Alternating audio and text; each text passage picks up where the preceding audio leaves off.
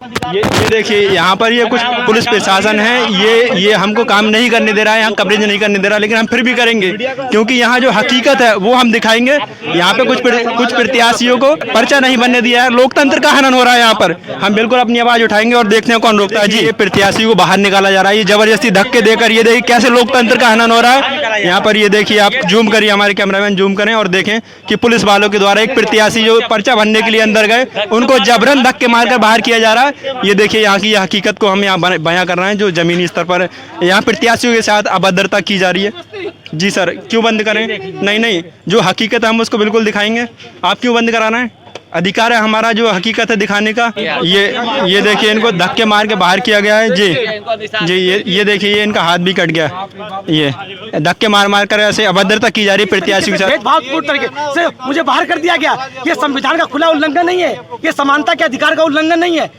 ये इस तरह की खुली बेईमानी किस तरह से हो रही है? जहाँ जिस सीट पर देश के प्रधानमंत्री और दुनिया की नजर लगी है उसको तो वहाँ सबसे अच्छी व्यवस्था होनी चाहिए, सबसे पारदर्शिता होनी चाहिए और ताकि लोग उसका अनुसरण कर सके। क्या इसी तरह की बेईमानियों का अनुसरण करेगा देश? आज हम वाराणसी में हैं और यहाँ की जो कलेक्ट्रेट है, जिला न्यायालय, यहाँ पर उपस्थित हैं। आज मोदी जी का नामांकन है यहाँ पर और हम यहाँ पर कुछ प्रत्याशी हैं जो अपना पर्चा भरने के लिए आए हैं, उनको पर्चा नहीं भरने दिया जा रहा। हम उनसे जानते हैं क्या वजह है और यहाँ पर जो वकील लोग हमारे साथ हैं, जितने भी कलेक्ट्रेट के कुछ वकील लोग हैं, आइए जानते हैं कि लोकसभा चुनाव को लेकर यहाँ पर क्या मामला है। साथ ही ये भी चर्चा करेंगे। और कुछ लोग हैं, कुछ प्रत्याशी हैं जो नामांकन भरने के लिए आए, उनको नामांकन नहीं भरने दिया जा रहा है। ऐसी क्या वजह है, आइए जानते हैं, उनसे बातचीत करते हैं। देखिए ये कैसे लोकतंत्र का हनन हो रहा है। और अभी जो यहाँ पर कुछ पीड़ित बैठे हुए हैं, प्रत्याशी बैठे हुए हैं जिनको पर्चा नहीं बनने दिया जा रहा है। आइए उनसे बातचीत करते हैं, बताते हैं। थोड़ा इधर से दिखाइए, इधर से। जी, क्या नाम पड़ेगा? मैं राजेश भारती सूर्य, राष्ट्रीय अध्यक्ष राष्ट्रीय अम्बेडकर दल और वाराणसी 77 लोकसभा सीट से जो है राष्ट्रीय अम्बेडकर दल का घोषित प्रत्याशी हूँ। और जैसे कि सारे लोग जो है पर्चा भरने के लिए आए हैं, मैं भी यहाँ था।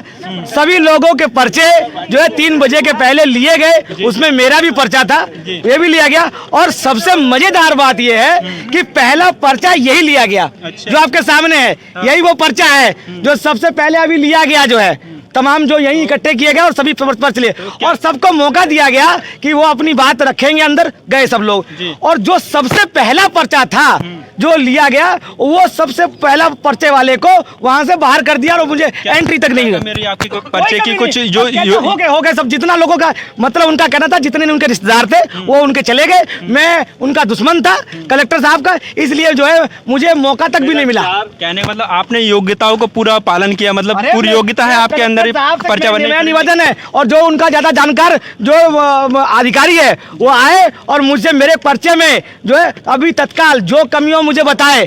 मेरा ये जो चौथा लोकसभा का चुनाव है और कभी मेरा पर्चा खारिज नहीं हुआ और जो सभी और चर्चित कैंडिडेटों में रहे और जो मुख्तार अंसारी खिलाफ लड़े, 2 बार प्रधानमंत्री मोदी खिलाफ लड़े। ये कैसे पॉसिबल है कि मेरे पर्चे में किसी भी तरह की कोई चीज है? और जो है आपने मेरे पर्चे को ले करके एंट्री दिया और सबके साथ, और उसके बाद मुझे बाहर कर दिया।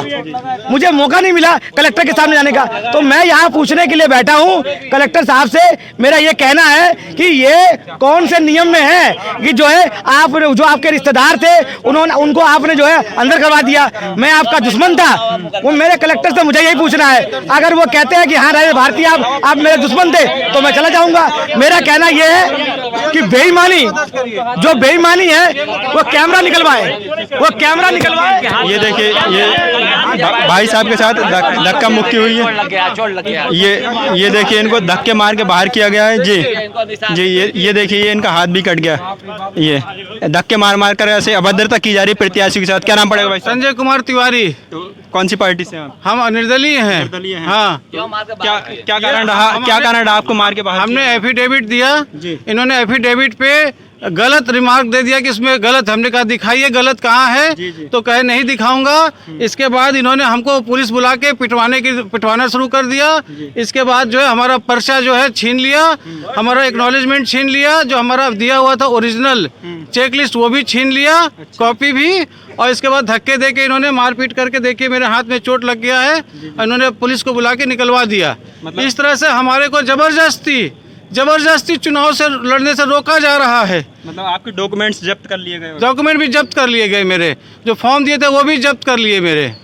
इन्होंने इस तरह से मेरे संग अन्याय किया है। मेरे संग देखिए, मारा गया आपको? किसके कहने में धक्का मारा गया? रिटर्निंग ऑफिसर ने खुद बुला के मरवाया, पिटवाया, धक्का दिया हमको।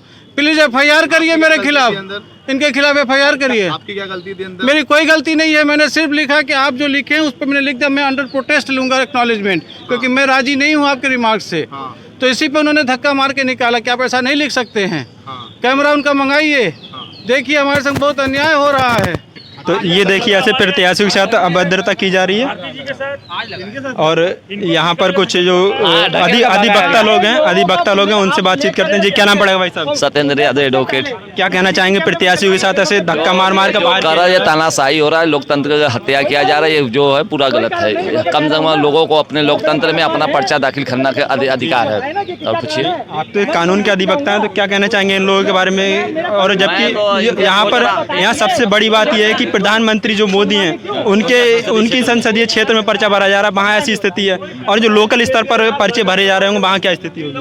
यहाँ बहुत लोकतंत्र की हत्या की जा रही है। हर जगह तो सब नॉर्मल हो जा रहा है, पर यहाँ सबसे ज़्यादा यहाँ लाइन लगी, वहाँ बाहरी लोग बाहर कर दिया जा रहा है, यहाँ धक्के देकर मार के भगा दिया जा रहा है। चाहेंगे सर, क्या कहना चाहेंगे? आप एडवोकेट भी हैं। देखिए सीधे सीधे लोकतंत्र की हत्या हो रही है। ये 3 दिनों से, ये तो पहले तो इतनी लंबी लाइन लगाकर किसी भी प्रत्याशी को पर्चा दाखिल नहीं करने दिया गया। और आज जो प्रत्याशी जा रहे हैं, आप देख रहे हैं कुछ अधिवक्ता भी प्रत्याशी है, इन लोग को धक्का मार करके बाहर कर दिया जा रहा है कि इन लोग को पर्चा दाखिल नहीं करने दिया जाएगा।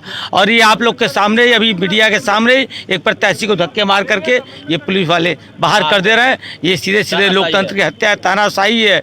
ये इस समय ये सरकार एकदम गुंडागर्दी पे उतारू है। ये यहाँ लोकतंत्र रह ही नहीं गया है। ये का मतलब जो देश के प्रधानमंत्री के खिलाफ में जो लोग यहाँ पर खड़ा हो रहे हैं, नामांकन भर रहे हैं, उनको नहीं इनको नामांकन भरने नहीं दिया जा रहा है कि प्रधानमंत्री के खिलाफ आप लोग नामांकन कर ही नहीं सकते हैं। आप लोग नामांकन मत करिए, सीधे सीधे ये फरमान है। और इस फरमान को ये नौकर साहब पूरा कर रहे हैं। ये किसी को पर्चा दाखिल नहीं करने दे रहे, धक्के मार के बाहर कर दिए जा रहे हैं। कौन कौन सी पार्टियों के प्रत्याशी हैं यहाँ पर नामांकन?